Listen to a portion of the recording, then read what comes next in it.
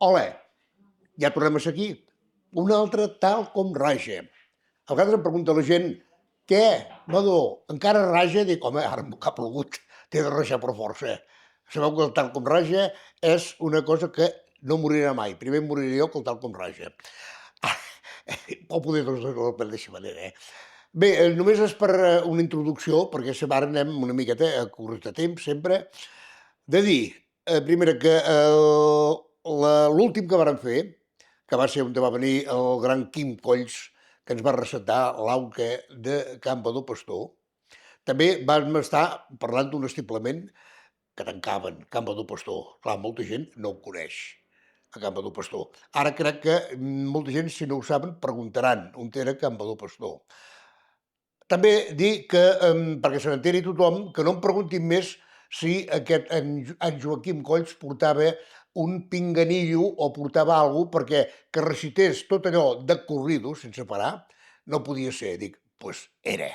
I que sàpiguen que en Quim, qualsevol esdeveniment, qualsevol moment, els hi pot fer-li aquesta demostració. Tot de raig.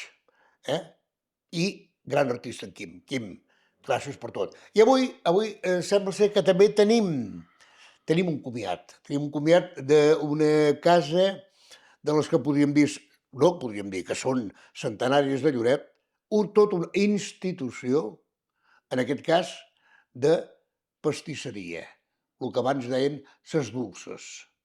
I aquesta pastisseria no és ni més ni menys que a Can Frigola, més conegut també com a Can Arsènio. I per això tenim avui aquí el nostre convidat d'avui, l'Arseni Frigola. Benvinguts, bona tarda. Ben trobat. Bé, jo vull dir que per mi és una mica d'inconvenient avui, perquè esclar, em trobo davant d'un primer espasa que ha estat entrevistat per tot i d'això, i jo, esclar, per mi un profà d'això, no sé com vestir-lo, diguéssim, perquè no me pot l'estocar de la primera. Bé, després d'aquestes tonteries que jo dic sempre, ja ho saben, també em descuidava de dir que encara tenim avui també el porró mariner, gràcies, Agustí Blanc, i unes flors d'hivern, collides a Esterrat de Can Badó. Bé, més aviat de la filla d'en Badó. Tornem una mica enrere i tornem amb l'Arseni. Arseni, jo voldria que, en principi, tu, que ets un home de paraula fàcil, Sí. El que la gent voldria saber, perquè n'hi ha molts, i fins i tot d'aquí Lloret, o que es diuen de Lloret, que no ho saben. Poder saber des de Can Arsènio, però com va començar el Can Arsènio? Quin any va ser el Can Arsènio? El teu pare, el teu avi, tu mateix? Ui, amb això ens hem de remuntar una miqueta al segle passat. Bé, el segle passat no, fa 2 segles, a finals del segle XIX. Hi va haver-hi un lloretenc que se'n va anar a Cuba a fer fortuna, no en va fer massa, però es va casar amb una cubana i van tenir filles. Una d'aquestes filles, la Maria, la petita, tenia una seva tia, aquí a Lloret, i el seu pare, que eren Salvador, Bofill i Domènec. La tia d'aquí no tenia descendència. Estava casada amb un senyor, un tal Garriga, que tenia Pernec, però no tenien descendència, no tenien fills. Total que en Salvador Bofill, a Cuba, es troba malament i els metges li diuen que ha de canviar d'aires i l'envien cap a la península, cap al seu poble natal, cap a Lloret, que això li diria bé per la salut. Quan és aquí, la tia, o sigui, la germana del malalt, envia una carta dient que si una de les filles pot venir a ajudar-la a cuidar son pare, li aniria molt bé. La família s'ho rumien i envien a la filla petita, la Maria Bofill de la Mar, cap aquí a Lloret. Perdó, que aquesta era la teva besàvia. Ja. Quan arriba aquí, imagineu-vos, una nena amb 11 anys surt de Matanzas cap a l'Havana, de l'Havana cap a Barcelona, en barco, que la travessia devia durar un mes i mig, o el que diguessin els barcos de vela, anar de l'Havana fins a Barcelona. 11 anys, tota sola, arriba aquí per ajudar a cuidar a son pare, a la seva tia. Al cap de poc de ser aquí, el pare és mort, malauradament, i envien una segona carta a Cuba dient que s'ha mort el pare, tal i qual, i que si aquesta nena es queda aquí amb ells, la faran hereva de totes les, Sí, les, tot les, el que les, podria. les possessions que tenen ells aquí a Lloret.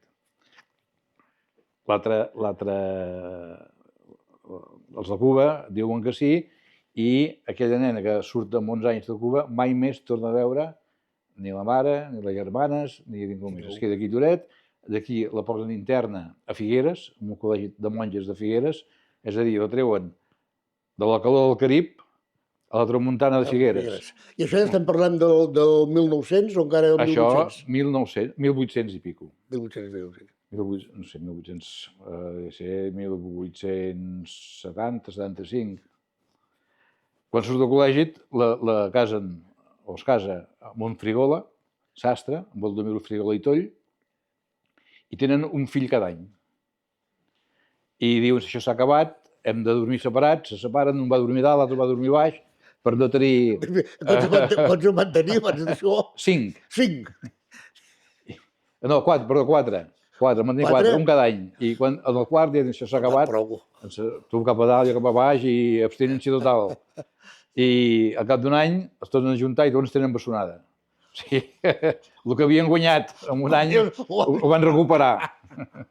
Ostres. Però el que anàvem, la història d'aquí a casa, un d'aquests fills, penso que era el segon o el tercer fill, era el meu avi, Arseni Friola Bofill, i uns altres parents de Cuba els escriuen que si un dels fills aprèn l'ofici de confiter, ells tenen un negoci a Cuba que se'n podrà fer càrrec. I llavors la família s'ho parla i l'avi Arseni diu, mira, jo em faria gràcia aprendre l'ofici. I a l'edat de 13-14 anys l'envien a aprendre l'ofici a Barcelona i està a diferents confiteries de Barcelona fent d'aprenent i allà aprèn l'ofici, amb l'il·lusió d'anar-se'n cap a Cuba a regentar un negoci o treballar a Cuba. Quan és al cap dels anys l'hora d'anar cap a Cuba, que diu, ja n'he pres prou, ja sé l'ofici, ja ho domino, ja tinc, no sé, devia tenir 18 o 19 anys, ja tenia l'edat de... Llavors els cubanos envien una carta dient que no cal canviar ningú, que allò s'ho han vengut i que ja la família ja no té res. Llavors, clar, l'avi es queda aquí amb l'ofici après, però sense la possibilitat d'anar-se'n a Cuba com ell es havia imaginat. Llavors l'àvia Maria, que ja havia comprat aquesta casa és feta de l'any 1896, encara tenim els planos, i la va construir en Valentí Soliguer, que era el besavi, no sé si l'avi o el besavi, d'en Jordi Soliguer De Jordi, sí. i d'en Dino Soliguer. Que també era el que feia l'obra de Sant Pere del Bosc. Feia l'obra de Sant Pere del Bosc, que era un mestre d'obres que feia moltes obres aquí a Lloret. I aquesta casa està feta del mestre d'obres Valentí Soliguer, a l'any 1896. Quan l'avi es queda amb l'ofici après, però sense la possibilitat d'anar a Cuba, l'àvia Maria diu, escolta, aquella casa que tenim allà la podrem arreglar i podem muntar una pastisseria. L'avi es casa amb la Quimeta Roca Riera i l'any que es casen obren la pastisseria, l'any 21. Al cap de 2 anys, l'any 23, neix el meu pare i sempre m'han explicat aquí a casa que van obrir la pastisseria l'any 21 el dia de Corpus.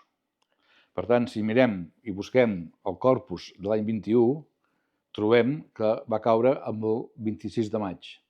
Per tant, per això, el 2021, el 26 de maig, van celebrar el centenari. Aquestes fotos que veieu aquí són fotos que en aquell moment vàrem exposar amb motiu del centenari. I quan van obrir la botiga sempre m'havien explicat que havien donat manzanilla, aquest vi sec, blanc, manzanilla amb carquinyolis. I ho tenien tot preparat per fer una petita festa que, malauradament, el dia de Corpus de l'any 21, quan van obrir la botiga, els hi va ploure.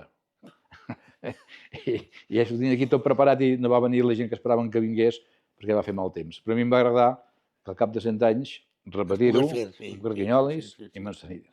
Sí, jo me'n recordo, jo vaig a ser-hi, i va estar molt bé, molt bé. Encara recordo aquell senyor tocant aquí, des de dalt, a la plaça.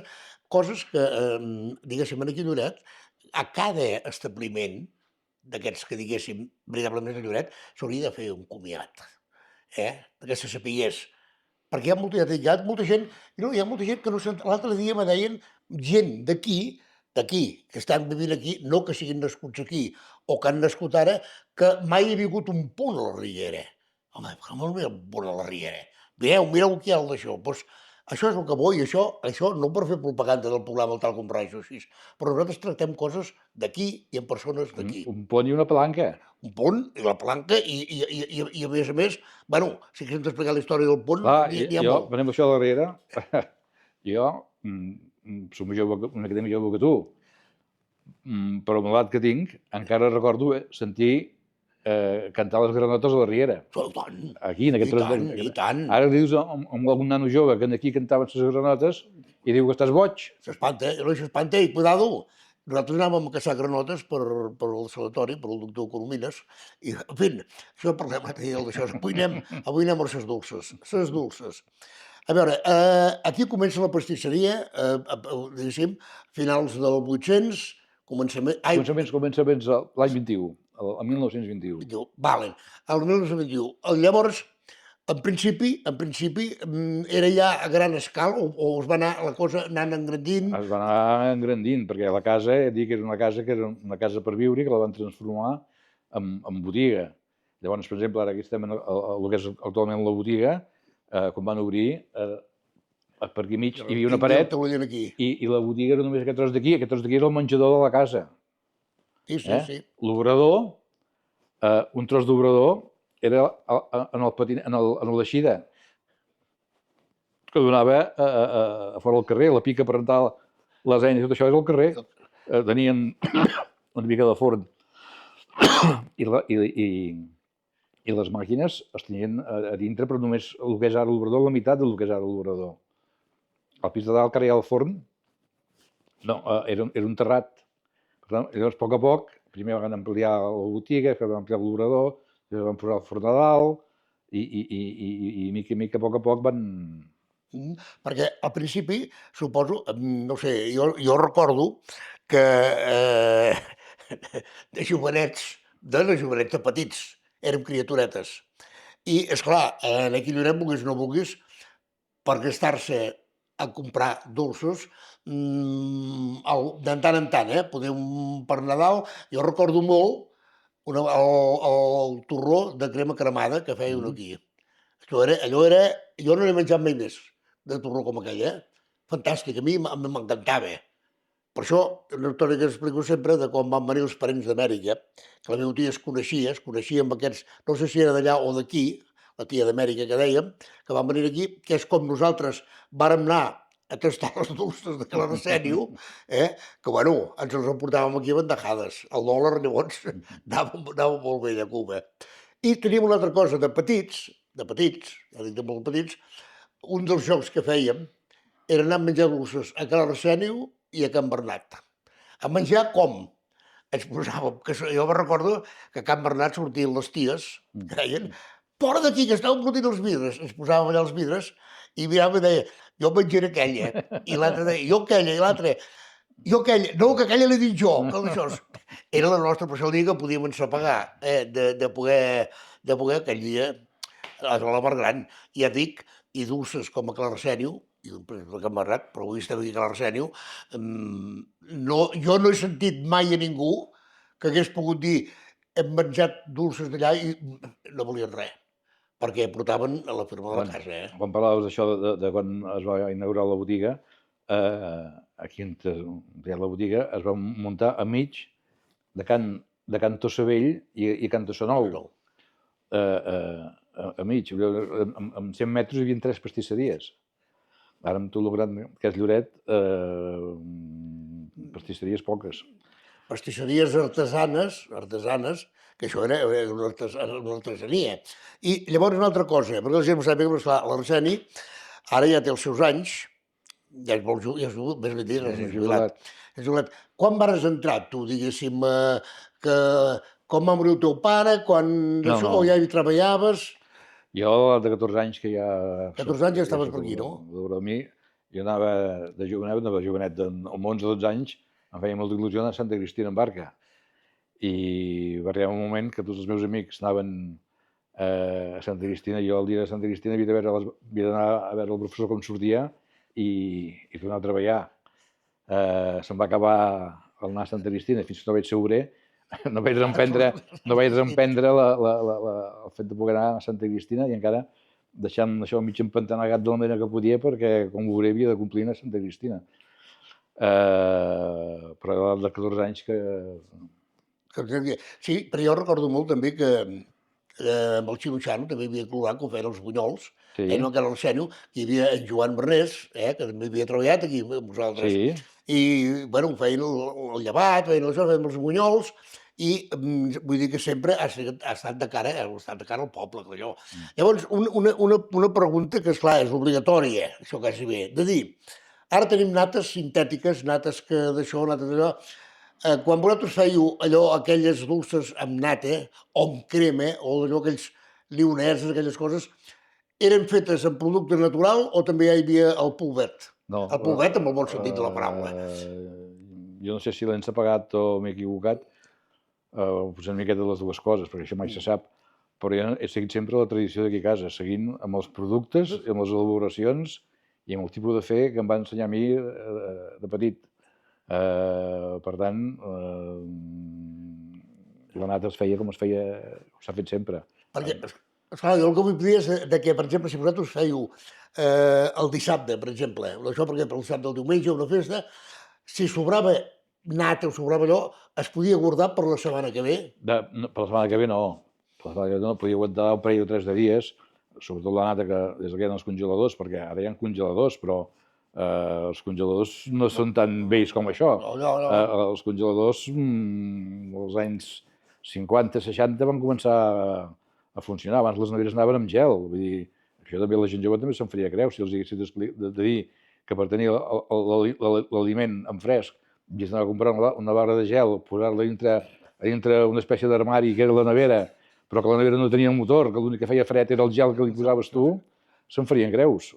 I anar a la fàbrica del gel. I vaig anar a la fàbrica de gel a buscar gel i encara me'n recordo que aquí anàvem a buscar gel i el teníem, llavors nosaltres ja teníem congelador, però el gel encara ens el duien, perquè per muntar la nata era millor fer-ho amb gel trencat amb aigua i sal, tot vol per poder muntar la nata a mà. I havies de picar el gel, havies de posar el gel dintre l'aigua, posar-hi una miqueta de sal, perquè així baixaves més el punt de fredor i llavors muntar la nata. I això ara hi ha algú que tingui interès d'aprendre-ho, de fer això? Ara ja... Ara hi ha màquines que tenen una boquilla i poses nata per un cantó, apretes un botó i et surt la nata per l'altre. Però bueno, una altra cosa, ara parlàvem de gel. Gelats en havíeu fet aquí, els mantecados que Gelats dèiem. havíem fet, sí. Jo ja no és el meu record, ja ho havíem deixat de fer, però aquí es feia el biscuit glacé. I teníem molta requesta, sobretot per la gent que venia de fora, la gent, els estiueians de Barcelona, això del biscuit glacé era una cosa que es havia de fer servir al moment. Llavors, a casa m'explicaven que el feien i el anaven a portar a les cases acabat de fer. El gelat. O sigui, era el gelat amb terrina, no era allò de que vinguessin aquí i te'l posessis en el cucurutxo que dèiem. No, això era... Te'n portaves gelat, una d'això de gelats. Per poder-lo tallar, allò que posaven amb dues galetes. I una altra cosa, bombons també en fèieu? Bombons s'havien fet pocs, però els bombons els compràvem fets. El bombó el compràveu, ja. Sí. I de bombons en havíem hagut moltíssims. Sobretot quan el turisme anglès era més predominant aquí a Lloret, a començaments dels 60, començaments dels 70, aquí a casa, en un estiu, havíem arribat a vendre 2 tonelades de bombons, que aviat has dit, 2.000 quilos de bombons en un estiu. Els inglesos, jo ho recordo de quan estàvem aquí al Cassinet, perquè a mi, com me deien, un tenim d'anàlisi, però se recomanava puestos d'aquí, d'això, me deien, hi havia me'n recordo que un home escocès que se n'emportava les caixes de bombons de licor. Li deia que allò era bueno, diu allò el no va mas. Aquell d'això amb el licor de dins, fantàstic d'això. Arseni, no sé com anem de temps, perquè anem d'això, però ja que estem aquí, veig que aquí tens tota l'exposició, suposo que ja Sí, ho han gravat, ja són això les fotografies que vam exposar veuran tot el que hi havia, tot aquest pel això, centenari. que el... Esclar, Aquest és el meu avi i la meva àvia, mira, són sí, sí, sí, sí. els que van començar. Aquest és el teu avi? El meu avi, aquest és el que havia d'anar a Cuba i es va Però quedar, és igual que i es va quedar en terra. el teu pare. I el pare, i la S'assembla meva molt, filla darrere, i la Roser, la meva dona, i la Roser, la meva filla, i jo. I la seva dona Can Bosch. I jo recordo molt el teu pare, que ja era... El dia ens l'havia trobat per aquí al passeig, i sempre tenia un acudit per explicar, que llavors dèiem un xiste. Escolta, tu que vas teatre, saps aquell que d'això l'altre? Mira, ells en Mas eren els protagonistes. I aquest és el que m'he anat a anar a buscar la llet, perquè després de la guerra, que hi havia molta hi havia poca cosa per poder tirar endavant, van comprar aquest cotxe, que és un taxi de Blanes, el van serrar per la meitat i van posar una caixa que van fer a Can Xaina, de fusta, i van posar una lona que els hi va carrossejar una carrosseria que hi havia a Girona, que es deia Carrosseria Roma. Jo crec que el puc tenir present, aquest d'això. Sí, sí. Jo crec que sí, de veure'l aquí, aparcat aquí. Sí.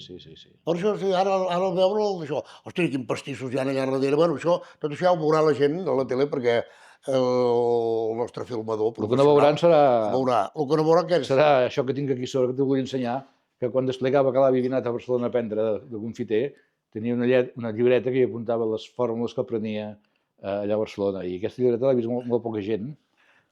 Ostres, però això no es pot filmar, això? Això segurament anirà a parar, bueno, segurament no segur, que irà a parar a l'arxiu. Mira, veus el que en surt? Que el pare va enganxar-hi una vitola del Xino-Xano. Ah, caramba! Veus? Ostres, això és un honor per si no aquest dia. Mare de Déu. Veus? Mira, anotaciones antiguas. Mira els noms que posaven a les diferents elaboracions. Paciencia seca. Paciencia seca. Paciencias de París. Paciencias rusas. Alegrías. La paciencia i l'alegria. Otras alegrías. Molt bo, això. I una pasta que li semblava un llonguet, li van posar de nom llongatets. Llongatet. Otros llongatets. Sí, perquè totes tenien el seu nom, no? Cada pasta. La fórmula del carquinyoli, que encara és la mateixa que fem servir ara, després de més... El carquinyoli també el fèieu vosaltres, Després de més de 100 anys fem servir exactament la mateixa fórmula. Tortas de Tarragona, galleta inglesa, paladares de dama. A veure si sabia com eren els paladares de dama. Tortells també feia? Sí. Pel ram, no? Roscas de Castilla, panecillos vainilla.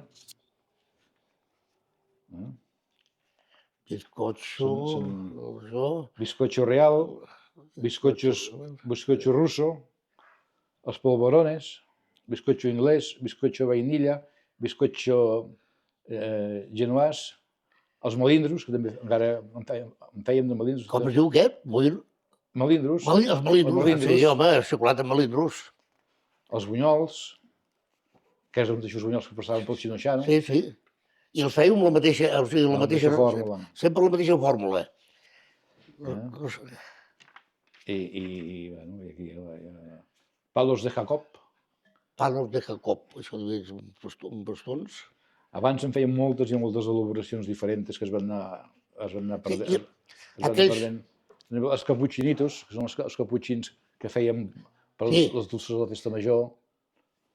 Això encara ho fèiem. En fi, que aquí hi ha tots els...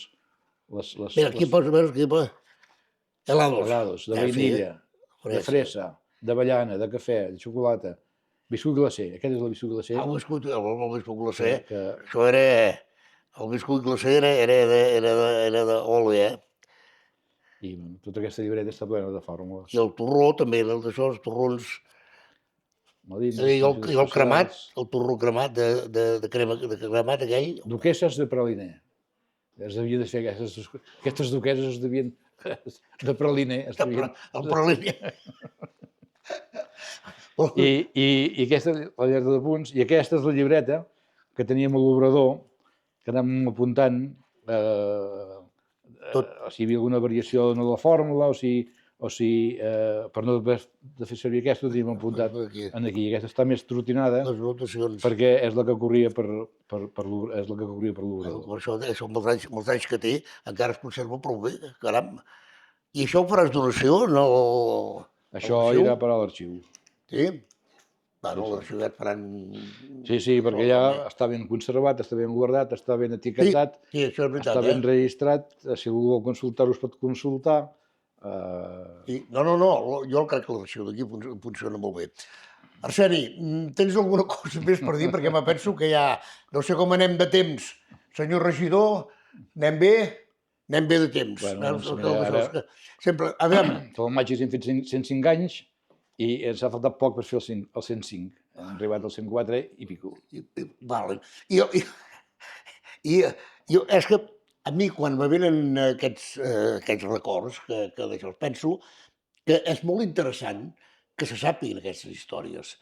Que la gent no es pensi que aquí, a Lloret, sempre hi ha hagut el Lloret que hi ha ara, que hi ha hagut i com s'han fet les coses. Veus, Amèrica, aquí, l'altre... Hi havia una vida que... I a més, no diem més casolana, però que tothom ens coneixíem, que tothom...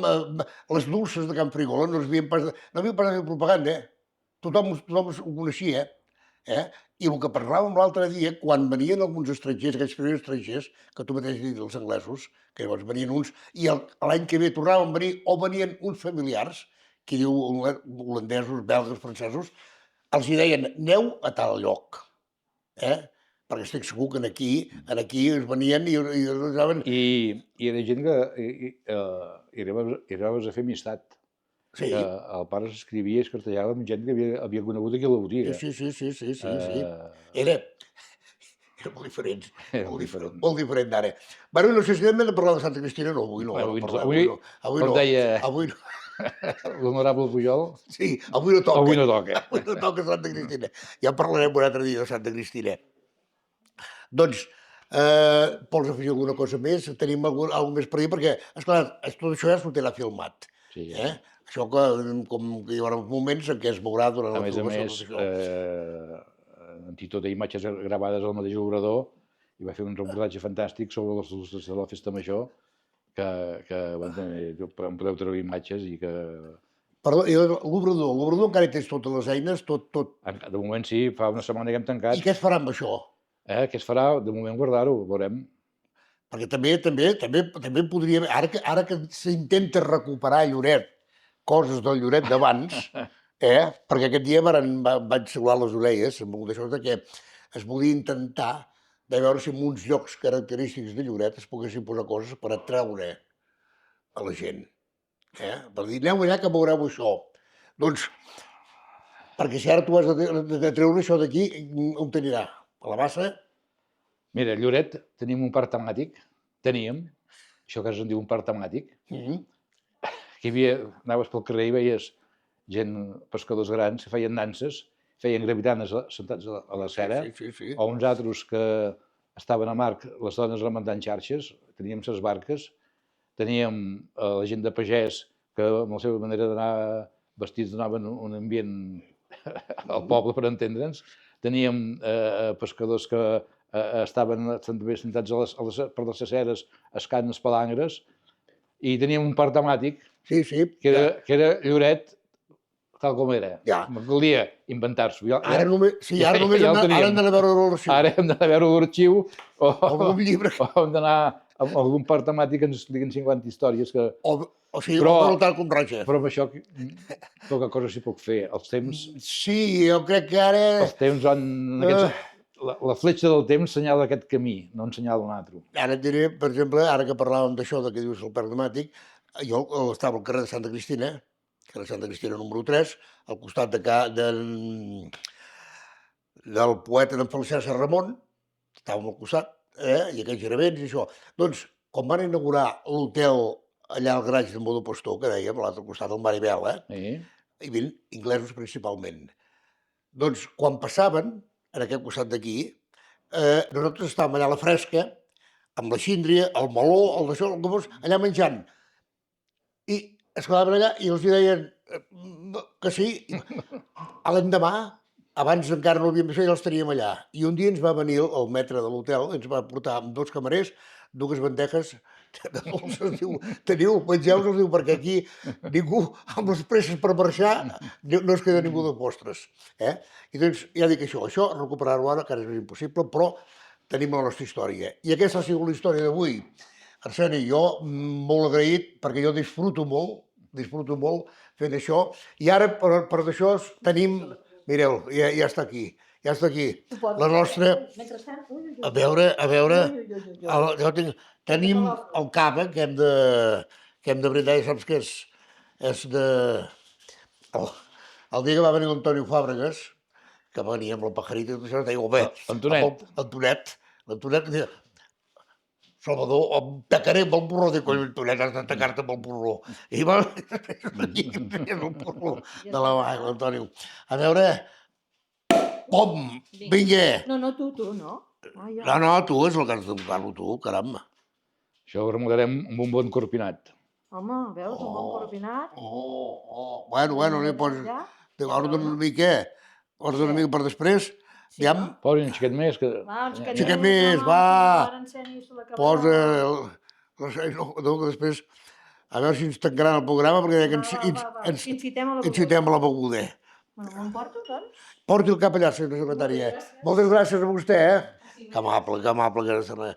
Mira. Arseni, fem un brindis. No sé com ho feu, això. Perquè l'Arsènio el pots agafar com vulguis. Per aquí, per això, però... Vols t'ho ensenyo com se fa? Provo. Sempre, veus, això, el dit t'ha de tocar aquí dalt per fer el contrapès. Llavors...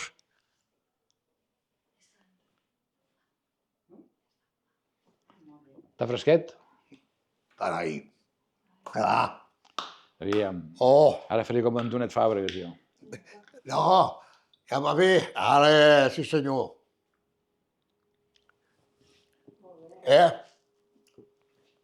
No hi ha res millor que el bon vin porró. Bé, i... Tinc per aquí també la Rosela, la meva dona, que... El Roser, veuràs amb el porró, Roser. I ens ha preparat també... Ens ha preparat... Què ha preparat? Encara quedava alguna cosa guardada de dulces. Home! I... Alça! Bueno, deixa'm... Mira un d'aquests... Que bo, això. Gràcies. El bombó. Si voleu provar, és de nata? Ja no, després, perquè era el d'això. Provem el bombó. La senyoreta bombó. Una trufa. Trufa. Una trufa gelada. No voleu provar de nata? Les provarem a la primera. Jo he passat 2 o 3 vegades, Digues que... No. Ella... Hem de preguntar alguna cosa o no? Ja? Bueno, després ja... Crec que ja ho tenim tots parlant, no? Moltes gràcies, Roser, doctora. Fantàstic. A vosaltres per venir a Cal Arseni. I gràcies que has vingut perquè l'Arseni no ens en volia pas donar. Merci. Bé, i fins aquí aquesta anada a Cal Arseni, que esclar, no podíem pas acabar-la de cap més manera que menjant uns bombons, unes dolces i bevent un cava de primera. I per mi, deixem que em deixi també a la càmera, per mi ha sigut un honor que vinguéssiu, que estiguéssiu passant aquí una estona amb nosaltres, i a més felicitar-vos perquè aviat fareu el programa 800, que això també té Que ja és el seu mèrit, que ja és dir que una cosa aquí, Lloret, deuria tant de temps. Sí. I espera't, el que pot durar encara. Pot durar perquè mentre puguem aixecar el porró amb l'aire, per tots vosaltres, per Cal Arsènio i per tots aquells establiments centenaris de Lloret. Felicitats. Fins ben aviat.